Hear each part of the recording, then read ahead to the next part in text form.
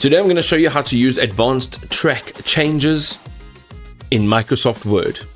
So the first thing you want to know is if you want to track changes, you need to go over here to this section and we're going to go up to review, and you'll see currently, okay, this should not be highlighted if you're not tracking changes.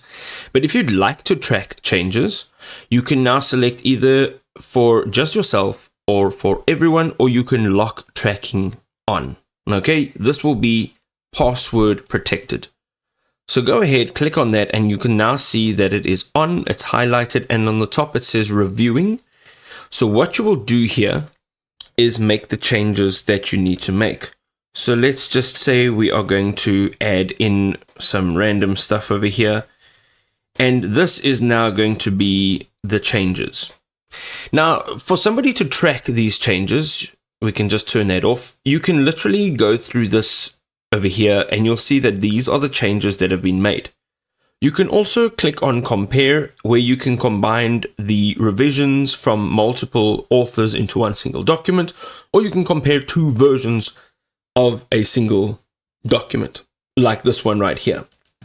You can also go over here under the markup section and you can show simple markup. So that'll show sections over here. This shows tracked changes. Here you can use the all markup. It will underline everything that has been changed.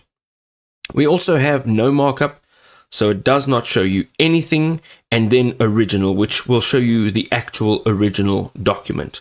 Now on the left hand side here, you can use this check accessibility, and here you can click on the navigation pane, which will allow you to go through the headings, the pages, as well as the results over here of this document.